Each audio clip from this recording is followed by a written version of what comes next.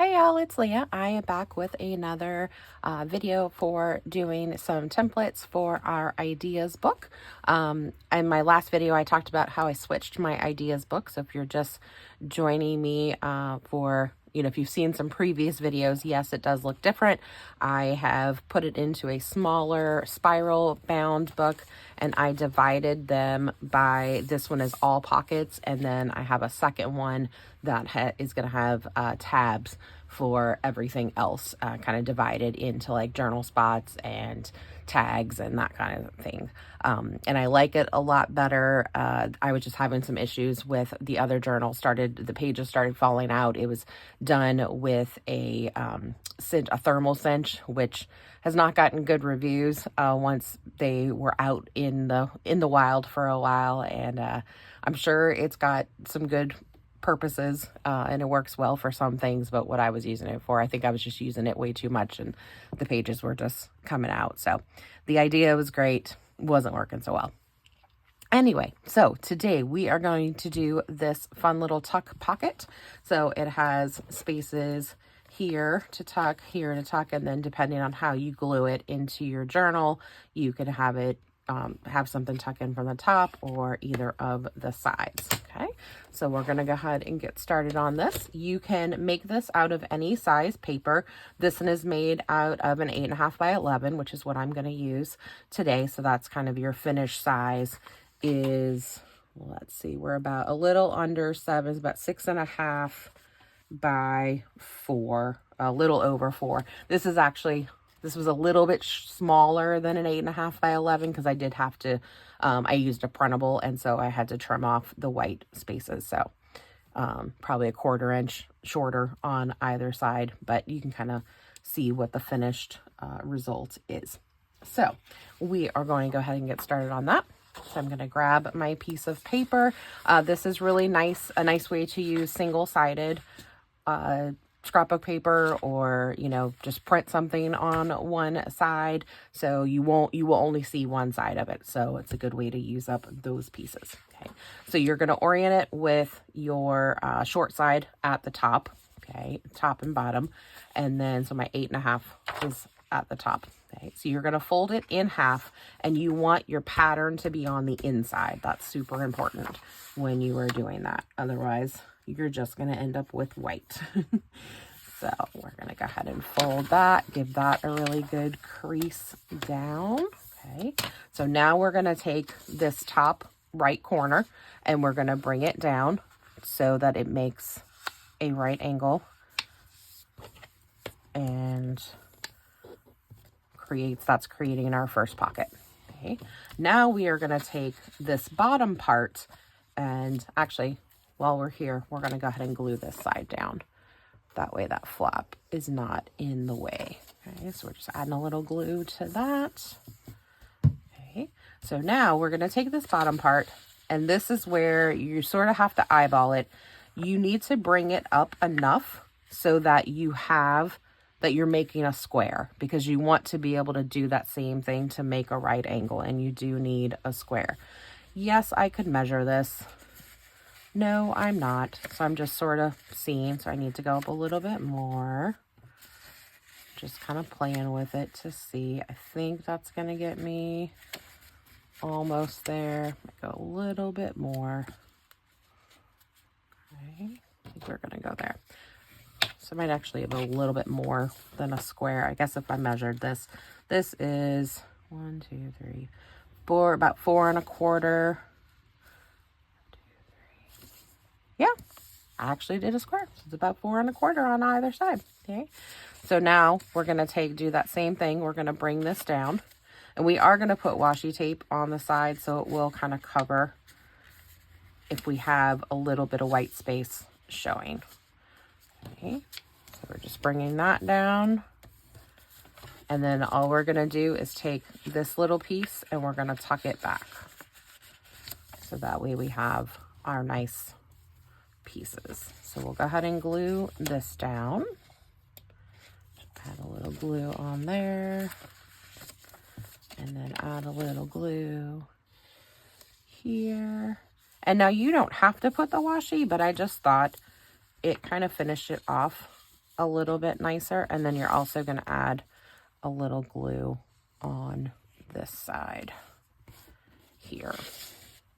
Okay. So now I am going to put the washi. I think it just makes it look a little bit nicer. I just kind of picked random. It sort of goes. I'm going with some mushrooms on this. Now, when I use washi and I want it to stick down, I run it over my glue stick because washi was never intended to be permanent. That's kind of the idea behind it, is that it is a semi-permanent or an impermanent sticking thing. my very, who you would know I was an English teacher, right? With my handle of the English language that I do have. So I'm just going to put some washi. I'm actually going to flip it. I want it to fold over a little bit. So you could use a wider washi. I just want it to tuck over, just to kind of seal that edge. A wider one probably would have been better. But it's for my ideas book, so I'm not super worried about it. But if this were going into a journal, yeah, I would use a wider one. Okay, so you can do that. And then if you want to add it to the bottoms, like this one, this is going into, I'm doing a journal of World War II letters. And so I'm kind of doing the Americana. I wanted the, the darker red and kind of more than a navy-ish blue. So that's why I went with those. And I just like how it finished it off that way. But with this one, I don't know that it needs it on all sides. So I'd probably just leave it like this. But it's just giving me the idea that I can put the washi on there. Okay. All right. So our directions. We're taking a single-sided rectangle. This was an 8.5 by 11. You could do something that is smaller. You're just obviously going to end up with a smaller piece. You're going to fold it in half with their pattern on the inside. That's really important. Fold that top corner down and glue it, and then fold your bottom up to make a square. And remember how I was doing is just kind of, I didn't measure. You can measure if you want to, but I just sort of pulled it up and just kind of bent it back to where I could feel that it was and can see that it was going to be square. So then fold that corner down and glue it, and then fold the corner that's left. You're folding this one, folding that back so that you have that nice straight angle. And then you can add washi to the side, the bottom, and to your tucks wherever you want it. Or don't use washi at all. You don't have to. You could even use, if you don't have washi that you like, you could even take a strip. I would take a wide strip of paper and like fold it in half. You could use like book page would be really cool. Just like a thinner paper, just something to kind of finish it off and, maybe wrap it around because that way you don't see all the sides. So however you want to do that. All right, let's go ahead and get this into our book. So this is our 29th pocket. So crazy. I can't believe, I think I'm over 50 of these videos, which is so crazy. So thank y'all for sticking with me. If you've been watching for a while, if you're just joining me, welcome. I hope you go back and check out some of the past projects. We've got some fun ones in there.